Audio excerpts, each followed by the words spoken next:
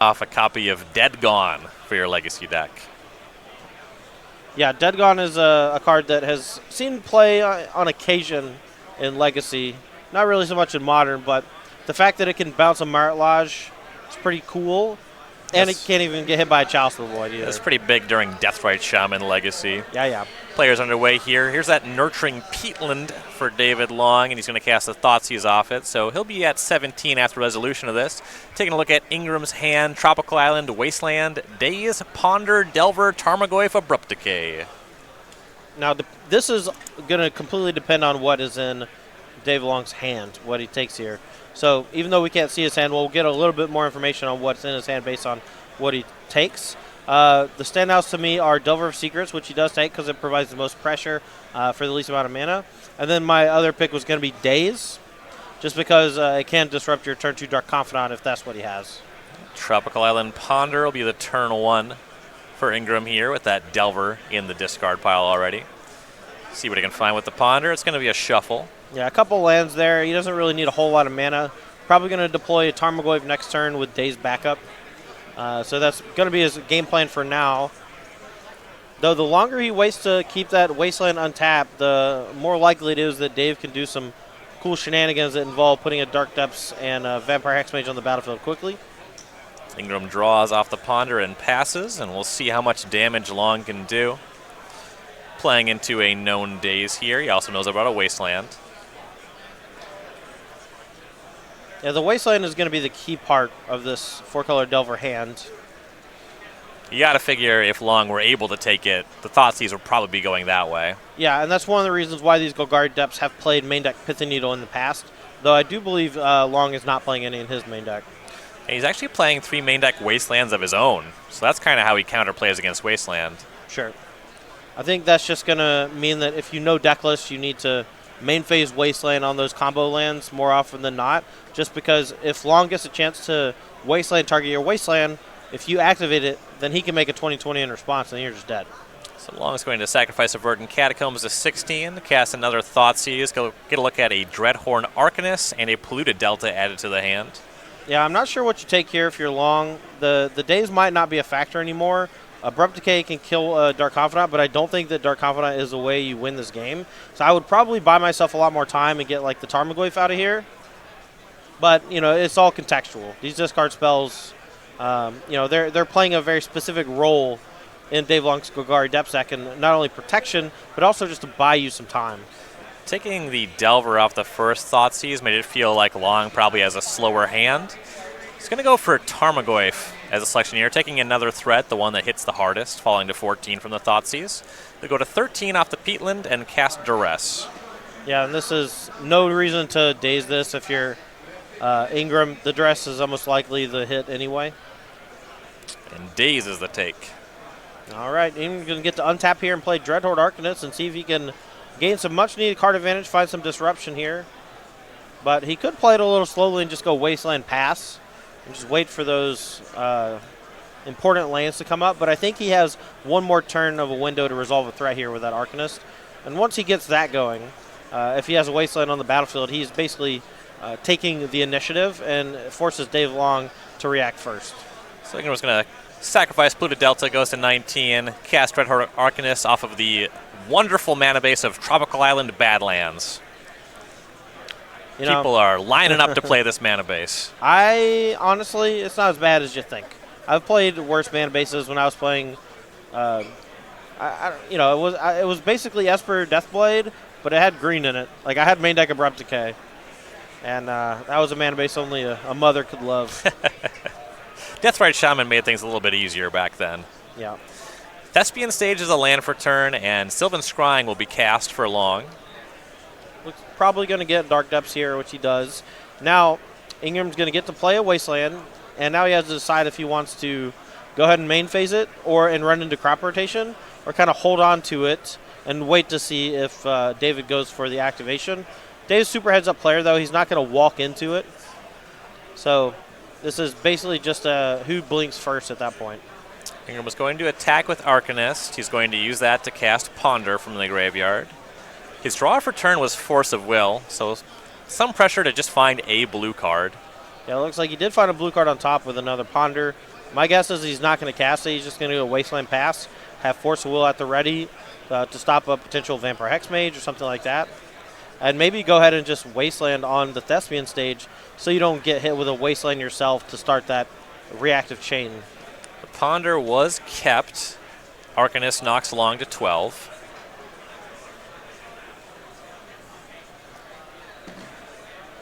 In post-combat, Ingram's going to cast Ponder here. Yeah, likelihood of him finding another blue spell is pretty high, and he just wants more food for the Dreadhorde Arcanist. And he probably saw 2 blue spells in the Ponder. I know that the third card was a land in the Ponder. He's going to cast this Ponder and keep again. Play that Wasteland that both players knew about.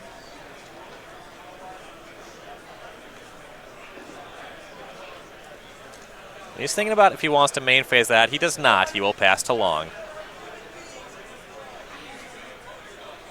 I believe Long just picked up a Wasteland of his own, but can only play 1 land a turn, so he can't quite set up Dark Depths Wasteland here. Yeah, I think if I'm Long, I just go Dark Depths pass. Don't try to activate. Don't do anything. And then on your next turn, you play the Wasteland, and then you go for that.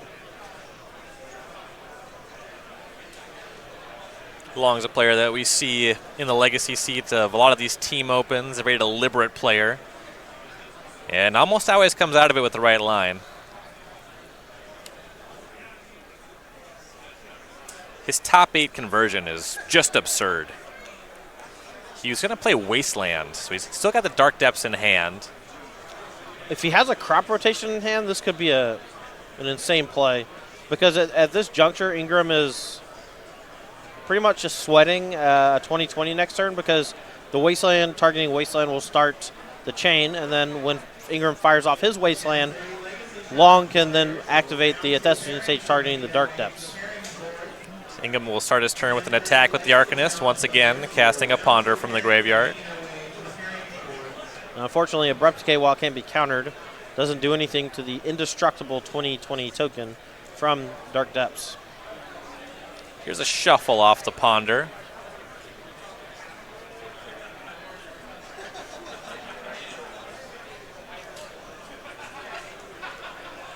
Renin 6 drawn. That one might be good.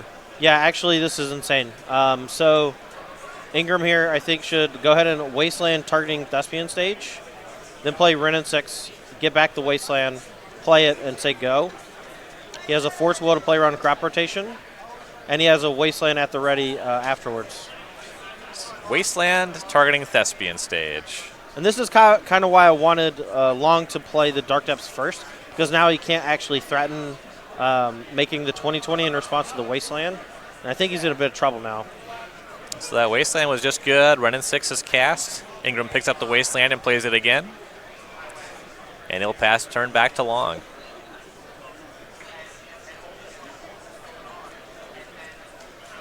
Yeah, now you're going to see the real power of Renin 6. Rebuying Wasteland, this is going to be a nightmare for Dave to get through. Yeah, you see a battlefield of just 3 non-basic lands, so Wastelanding every turn. Pretty easy to piece together why that's great. Oh, or he's just going to make a 2020 because of Vampire Hex Mage. But, of course, Ingram has the Force of Will to stop those shenanigans. And I believe David Long is basically out now. Yeah, that Force is a big deal. I think Long with a 2-card hand, one of which is Dark Depths. It's only half a combo, and Ingram is flush with Wastelands now on tapping with that Renin 6. Yeah, and if Long plays the Dark Depths here, you're just going to see it get hit with a Wasteland. Renin 6 is going to buy it back, etc., etc. Long plays Urborg as his land for turn. Go back to Ingram. Long at 10 after using that Nurturing Peat land to cast the Hex Mage.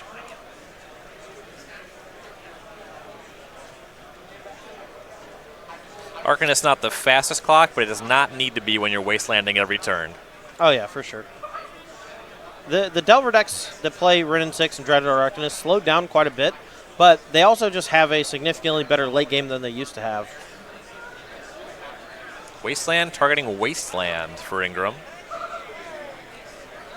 This is pretty interesting. That stops that chain I was talking about earlier with the initiating first. Long a ways back, targeting Ingram's Tropical Island. All those lands go to the graveyard. Running 6 pluses to 5. Brings back Wasteland for Ingram. He'll play that. And he didn't float a blue, saving the Brainstorm, I believe. Arcanist knocks Long to 9. We'll see what Long can do about it. Just had Dark Depths going into this turn in his hand.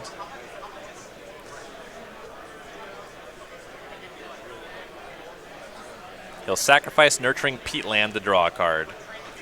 Drew a Thoughtseize. Little too late for that one, I gotta figure. Bajuka Bog targeting Ingram, but the Wasteland's just on the battlefield. Yeah, but that does actually constrict Ingram off of blue mana, unless he has a way in hand to make blue mana. Passes back to Ingram. Draw was a Lightning Bolt. That speeds up the clock a lot. Yeah, so here I would just assume he's going to go Wasteland, getting rid of the green and probably the Bayou and the Urborg. And then just attack for 1. Maybe Bolt and attack for 7, basically. Yeah, Wasteland targeting Bayou is where he starts. Running 6 up to 6. Pick up the Wasteland. Play that again. Attack with Red Heart Arcanist. Holding off on the Lightning Bolt for now. Long down to 8. Long will draw for turn. Though this game is getting close to being over. Yeah, I think Ingram knows that next turn he can go Bolt, attack, Bolt, minus on the Renin 6. And he didn't want to give it away. But I think writing's on the wall here. No action for Long. He passes to Ingram, and Ingram, I believe, has lethal this turn. Lightning Bolt targeting you. You go to 5. Arcanist, attack. Lightning Bolt you to 2. 1 point off the Arcanist. 1 last point off the Running 6, and Peter Ingram is up a game over David Long. Yeah, that was just a key showcase on just how good Renin 6 is with Wasteland in Legacy. The card just absolutely punished Dave Long. Even though Ingram didn't really get more mana on the battlefield than Dave Long at basically any point, the fact that he was able to continually disrupt those lands made, Renin 6 the MVP by far. Definitely. The Wasteland on Ingram's side looked a lot more powerful than the one on the Long's. Players going to reach for their sideboards, see if David Long has some tools that can help him out here. Now down a game. He has 3 Plague Engineer, 3 Pithing Needle, 3 Hymn to Turok, 2 Surgical Extraction, a Sylvan Safekeeper, a Liliana the Last Hope, a Caracas, and an Assassin's Trophy. I think, so if you try to play the long game against this version of Delver, I think you're going to be in some trouble. So with that said, I think that you probably just want Pithing Needle on Wasteland. You may want some number of Hymn to Toroks to just kind of clear the way. And then maybe the Sylvan Safekeeper just to protect some of your threats. But, Dark Confidant looks pretty embarrassing in the face of Renin 6 and, an aggressive start from the opponent. Sometimes it'll just end up killing you. So yeah. you got to be careful. I would not sideboard too much if I was David Long, but, he is a master of this archetype. I'm sure he knows exactly what to side in and out. And for Peter Ingram, he has a Cinderbinds, 2 Ancient Grudge, 2 Liliana's Triumph, 2 Plague Engineers, 2 Red Elemental Blasts, 2 Surgical Extractions, 2 Thoughtseize, and 2 Winter Orb. So if you're Ingram, you're going to be looking at ways to deal with the 2020 token. You're also not going to mind bringing in something like Plague Engineer. You can either name Vampire, and it'll always kill Vampire Hexmage, or you can name Human or Wizard, and it'll always kill Dark Confidant. The downside, though, is that it's going to shrink your Dark Confidant, or it's going to shrink your Delver Secrets as well. So, but it is a preemptive way to deal with Hexmage, which I do like. You want to basically become as much of a control deck as possible. The Liliana's Triumph are great. The Surgical Extractions I wouldn't really bother with, even though you could maybe get lucky with a Wasteland Surgical Extraction. It's not really that useful. And then Thoughtseize, I think, a lot of these Golgari Depths decks can combo without actually playing spells. So counter spells and discard effects are not always as good against this deck as they would normally be against this type of deck. Sure. Over on StarCityGames.com, we got a sale going because we've always got a sale going, updated every Monday this week. Sale on HP cards, which Legacy players, pick up those old, well-loved cards for your deck. You see Mind Over Matter there. That one, I do not believe Legacy legal, as well as Demonic Tutor. But I've seen Phyrexian Dreadnought recently. Stifle Knot actually got an upgrade with Lazav from the new Ravnica set. Nice. Yeah, I didn't even realize that. That's a cool one. I will say this, as someone who has played a lot of Magic tournaments in my career, If you're going to pick up cards for an older format, you should almost always buy HP if you're going to play with them a lot. Now, if you're the type of person who likes your foils and you like to double sleeve and you really take care of your cards, maybe this sale isn't for you, but you can check on Monday for a new sale for next week. But if you are planning on playing these cards in a tournament, 100% check out this go.StarCgames.com/sale for the HP sale. I double sleeved my legacy cards for a couple years, and taking them out of the perfect fits was one of the most liberating moments in my Magic career. Full disclosure, I have never put my own card in a perfect fit. I like my cards well loved. Yeah, I sold a bunch of cards at Star City recently because I'm moving, and I just can't take everything with me. And let's just say my Snapcaster Mages that I sold, I did not get very much money for. Perfectly creased down the middle. Yeah. All right, so for David Long, his match not going so well so far, down a game, but his team is putting in some good work. Robert Long and Julian John both up a game in Modern and Standard. Well, that's good news for Dave. This 4-color Delver deck looks pretty good, and with Wasteland being a key factor in the matchup as well as Rin and 6, there's a chance that Ingram just sweeps him here 2-0.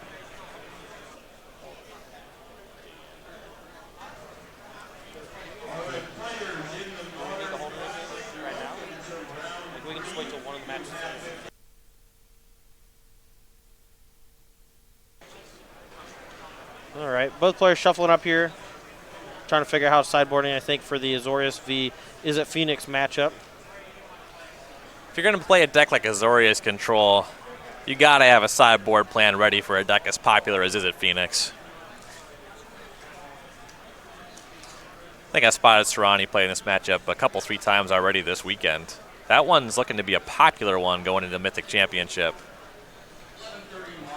Yeah, I think there's like 5-ish decks at the top of this food chain in Modern. I think Azorius Control, Is It Phoenix, Normal-ish Dredge featuring Forgotten Cave, I think is a great addition to the archetype. And then I think Humans is number 4, and I'm really struggling on number 5. You know, I'm not sure if it should be Death Shadow, which traditionally has a good Is It Phoenix matchup, but has notably a pretty bad Humans matchup.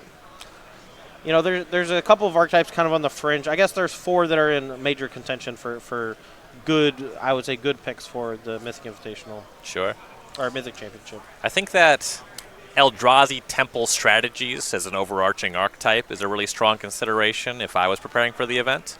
There's a couple of different flavors of that. We saw White Eldrazi from Tom Medvec in round 1 of this tournament. Colorless Eldrazi, I think, a pretty serious contender as well.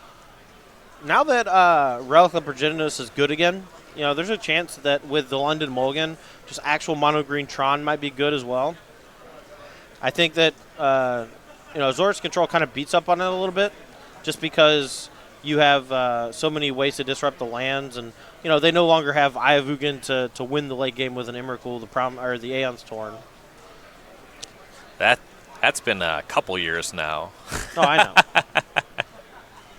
Yeah, Field of Ruin a big upgrade in that matchup too. As someone who's played with and against Tron for basically 8 years now, you know, blue-white control decks were a joke. You just ran wild on them with your one of Ayavugan. They couldn't do basically anything about it. They've got a lot of upgrades since then, that's for sure. Yeah, definitely. Narset Parterville's being one of the major upgrades, giving you some real trouble if you're a Tron player trying to cycle through those Chromatic Stars and Spheres. Oh, yeah, I didn't even think about that. That's huge. Players underway in game number 2 here. Ingram on a mulligan to 6, Long on a 7. Just a couple lands to start. On turn number 2, Long has a Mox Diamond, discards a Bayou to that. He's going to cast Crop Rotation, discarding the Bayou he had in play. Goes and finds Dark Depths. I think we're just going for it. Yeah, still has not played a land this turn, so he has Mox Diamond at the ready.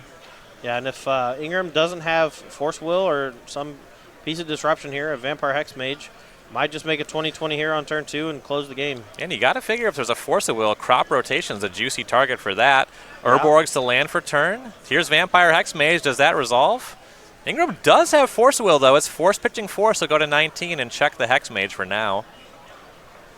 Now, you make a good point about the Crop Rotation, but The way that Pete Ingram was kind of playing that turn, he knew that Vampire Hexmage was basically the only card he needed to fear for that turn. But I would have liked to have seen the Force Will on the crop rotation because if he has, Thespian Stage in hand, he's going to get Dark Depths. If he has Dark Depths in hand, he's going to get Thespian Stage. But the way he was doing it led me to believe that he did not have Dark Depths in hand. So you want to keep that off the battlefield, whereas Long can now follow it up with a Thespian Stage and threat a 2020 next turn. Sure. Ingram's going to try to get some pressure on the table. He's going to play Tropical Island to complement his Badlands. Tarmogoyf is the turn 2 play. We have instant creature land in the graveyard, so that's a 3/4. Let's see if Long can find another second half to that combo to go with his Dark Depths. Ooh, draw step, Surgical Extraction of Vampire Hexmage. So that one doesn't play. We see the hand, but he has Thespian Stage. Yeah, now you're just going to see Ingram basically lose the game because he didn't hit the crop rotation with the Force of Will. It's a mild sequencing error. He was trying to basically get it all, and unfortunately for him, he's just going to get 1-2 punched. He had the counter for the first Vampire Hexmage play. He even has Surgical Extraction to potentially fend off a second Vampire Hexmage, but now Long is going to make a 2020 unfettered, and Ingram only has 2 cards in his entire 75 that can really deal with it once it's on the battlefield. So Ingram gets a look at the deck. You get to see the sideboard configuration. You see some Pithing Needles coming in as he rifles through the deck here. But his life total now going to 17, which is a category of 20 or less.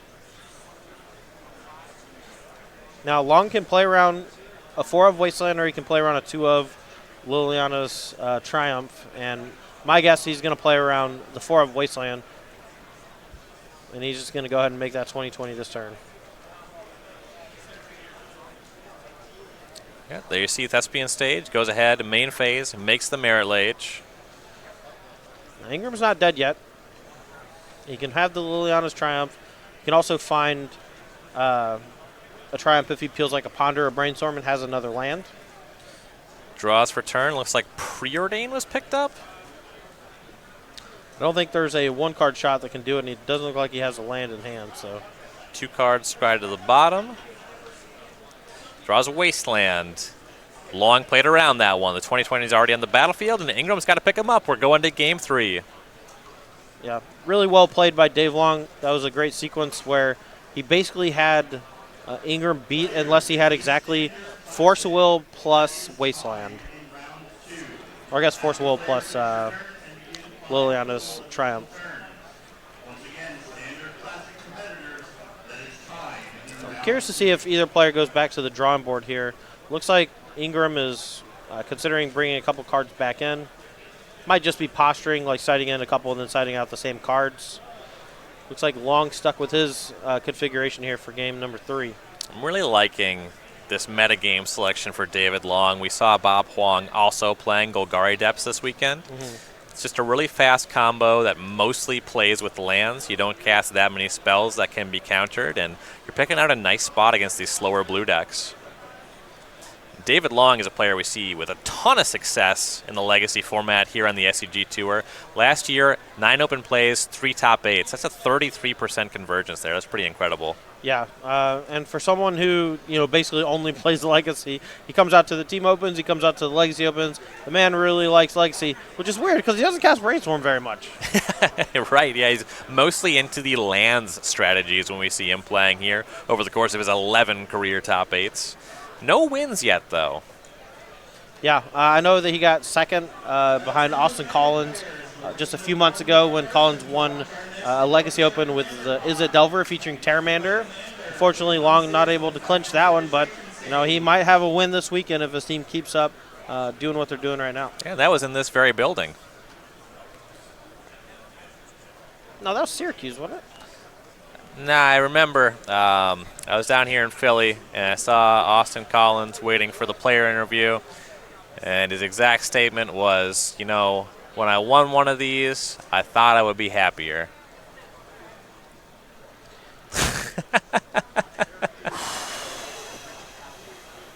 Wow. You can't make that up. Moving on. Ingram here doing a table count to make sure that he didn't side out too many cards. That's what we have to call it now. This is not pile shuffling. It is table counting. Don't want to present an illegal deck. Yeah, if you do not shuffle your deck a sufficient number of times after pile shuffling, you will get a severe penalty because you are not technically randomizing your deck. Yeah, there's a couple things that players do when they're newer to tournament Magic. The pile shuffling and then presenting without actually shuffling in between. You catch some newer players doing the mana weaving thing where you put lands between spells and you count that out. Don't do that. Not legal. But if they mana weave, then their draws will be pretty good. Yep, that's the problem. Yeah. I never mulligan. I mana weave for every game. There's a funny one too, where some players will mana weave and say, you can't do that, and then they'll say, well, I find I draw better when I do it. It's like, yeah, it's because you're cheating. Like, of course you're drawing better. You're stacking your deck. Look, some kids just don't understand.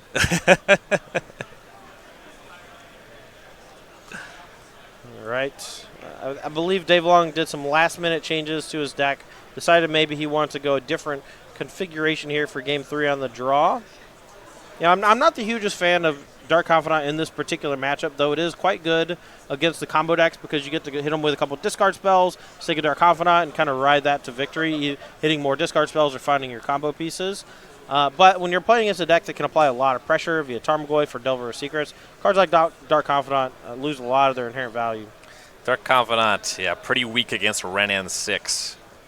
That too. Yeah, Renan 6 has been showing up a lot lately in Legacy and Modern. It just makes Dark Confidant kind of a joke. But I do think it's an integral part of David Long's Golgari Depths deck.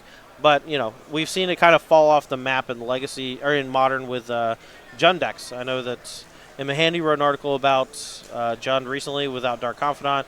Jerry Thompson advocates for a version that doesn't play Dark Confidant. And a lot of that is because Renan 6 is so good. Renan 6 is a big deal. Also, the deck has gained Seasoned Pyromancer as a different way to go long. Yep. Yeah, you don't need actual cards, and that life loss is a liability in a lot of matchups. So see a Ponder for Ingram off a Tropical Island on turn 1 as we are underway in game number 3. I finally identified a card that keeps showing up in these Ponders. Yeah, it's the Jace Spellbook Brainstorm. Thanks, I hate it. My mind was playing tricks on me. I definitely thought that it was like a unsummoned. dark curse I thought it was scroll. Unsummoned. No, I actually thought it was unsummoned for about a minute yesterday when I was watching him play in the feature match area, and then I got a closer look and he started drawing cards after casting. I was like, that's not bouncing something. I didn't know that unsummoned drew 3 cards. Ingram here in the tank. Looks like his hand contains Force of Will.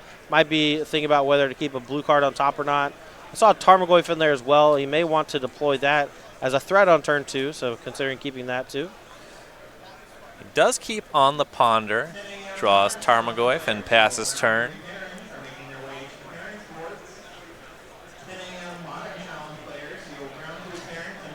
In game number 2, we didn't see any discard spells from Long, and in game number 3, it's just a Nurturing Peatland and a pass on turn number 1 again.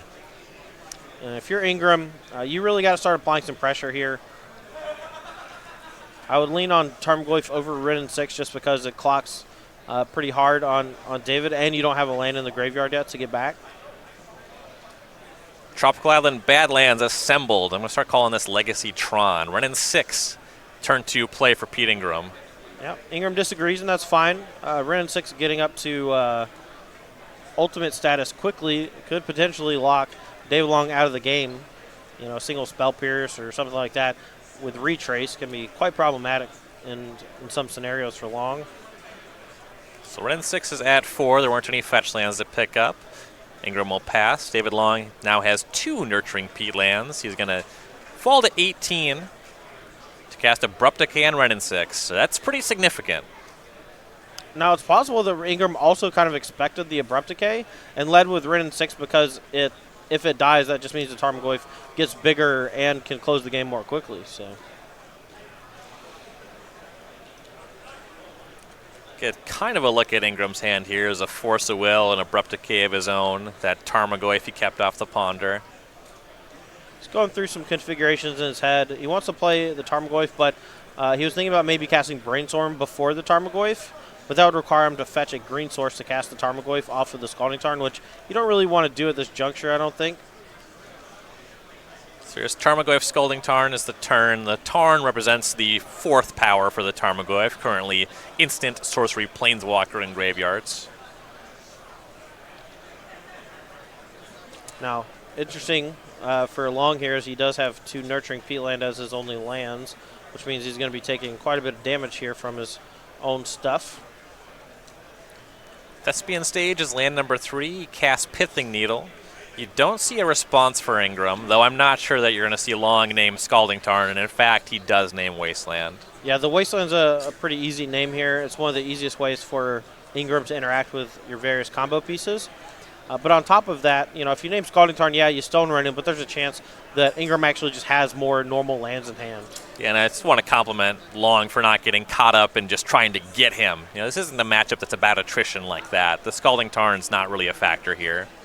All right. Unfortunately for Ingram, there are no basic lands in his deck, so a Assassin's Trophy on the Tarmogoyf here is going to net no lands for him. But he does get a free shuffle, so he might want to go ahead and brainstorm on upkeep in response to the Assassin's Trophy and then shuffle away 2 bad cards. Long falling to 16 for this Assassin's Trophy. We have seen some of these Wrenn and 6 decks that play Arkham's Astrolabe, and they're flush with basic lands, but haven't seen that in conjunction with Delver's Secrets. That wouldn't make a lot of sense. Yeah, you need a bunch of different colors, and you need them on time, and Arkham's Astrolabe doesn't always give you that effect. So there's that Brainstorm in response, that signature spellbook Jace Brainstorm. He found a Wasteland, so he's going to put back probably a fetch land and look like a red card, maybe a Lightning Bolt or something. He's going to get a free shuffle. Then it looks like he's probably going to go like fetch Preordain, looking for another threat to deploy.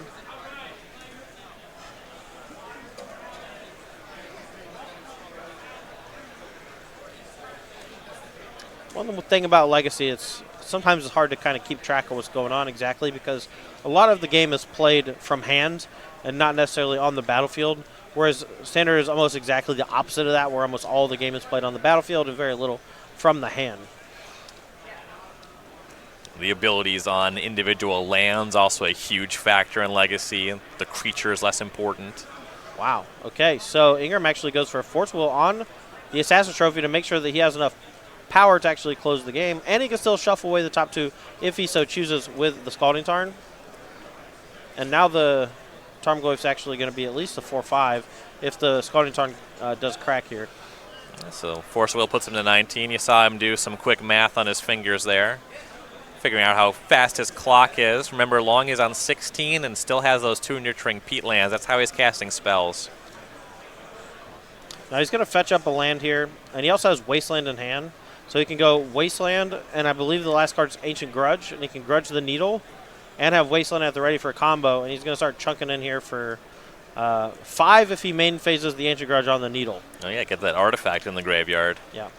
So he fetches to 18 before the draw step, completes that Brainstorm, and drew Surgical Extraction. Yeah, but, Surgical Extraction Thespian Sage is not, the good one. Sure, yeah, you want to get the Dark Depths out of the deck. Yeah, because Dark Depths combos with Vampire Hexmage as well. So Grudge takes down the Needle. That's good. Tarmogoyf attacks for 5, Long to 11. Ingram has played the Wasteland. Yeah, I think I'd just say go. You can't really afford to lose to Vampire Hexmage next turn.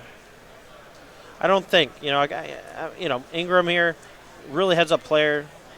Got a lot running through his mind right now, I'm sure. So he passes with the Wasteland up. Long now more or less on a 2-turn clock. Presumably he's going to have to use at least 1 Nurturing Peatland activation here. He did draw Abrupt Decay for the turn. It just drew and passed. Ingram just maintained the Wasteland. You see an attack now for 5. Long's going to use both Peatlands to go to 9. Abrupt Decay on the Goyf. He's taking so much damage from these lands. He's only got hit for 5 damage so far, and the other 6 is just him casting spells. And he's only playing the 2 Peatlands too. He just drew both of them. Those are his green and black sources. Yeah. I'm like also fairly confident that Long actually has a Dark Depths in hand and just didn't want to expose it to Wasteland Surgical. So we might see some fireworks next turn. Second Wasteland for Ingram. Now, that was a spot where I actually think he might have wanted to just blow up both Nurturing Peatlands while he's tapped out. He's been so constricted on colored mana that you can maybe just steal the game that way. But having this amount of protection with Grudge in the yard, 2 Wastelands on the battlefield, means that you're probably not going to lose to the 2020 anytime soon. But you might just completely cripple Dave Long's ability to interact. Long to 7 to cast Vampire Hexmage. Now next turn, with Dark Depths, he's in a position where he can try to force a combo twice. The double Wasteland is a problem, though. You see Ingram draw for turn.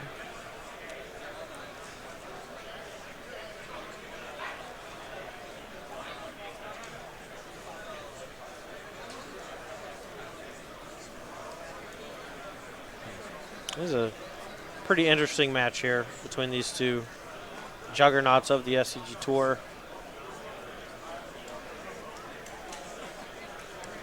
Update from the standard table. Julian John, 2-0 win over Corey Baumeister. Back in our game here, Ingram is going to now main phase Wasteland on Thespian stage. Still maintains the 1, but takes the stage down.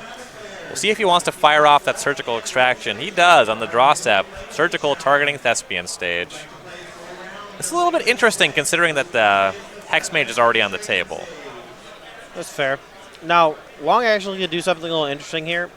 He could crop rotation in response to get a Thespian stage onto the battlefield. I don't know if he wants to do that, but it is an option open to him to give him kind of that 2-pronged way to interact with his own Dark Depths.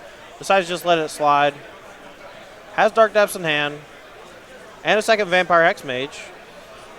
There's a weird interaction here, though, that I think might... I'm not sure if it's going to come up, but I really hope it comes up. Because if Long can actually play Dark Depths, cast Vampire Hexmage, and then if he uses a Hexmage, Ingram could actually let the ability on Hexmage resolve, put the trigger of Dark Depths on the stack of this has 0 counters on it, make a 20/20, and then use the Wasteland, and then the activation of the second Hexmage doesn't actually do anything. Got to figure Long's aware of that one. Oh, for sure. I do. I mean, he's super heads-up player. I'm assuming that he'll see that one. Might just go Hexmage, Dark Depths, attack for 2 pass, and just kind of play it a little slower. And then the next turn, what he can do is he can crop rotate for one of his own Wastelands and then force the action and be in control. Right. Actually, can he just do that this turn?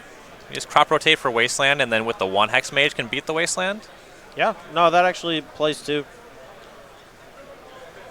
So now that those Thespian Sages are gone, you see him, go to 6, crop rotate a Peatland. Any responses? Ingram is on 1 card in hand. Not a lot you could have here.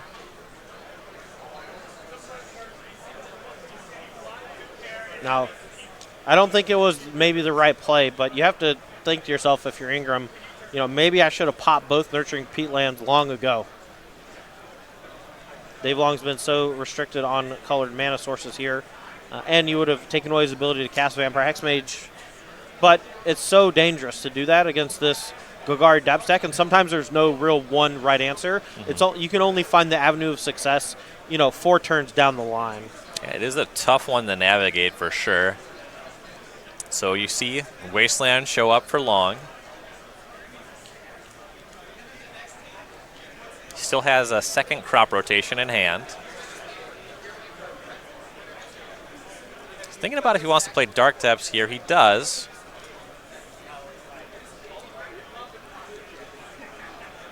Wasteland targeting Wasteland.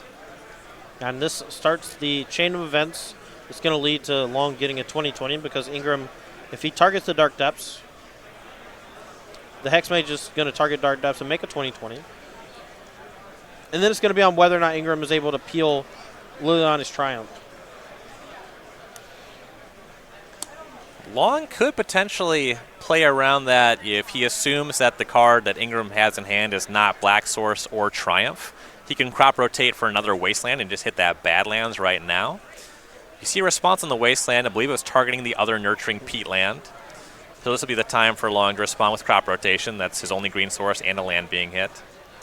And this plays around days. He's going to do this first.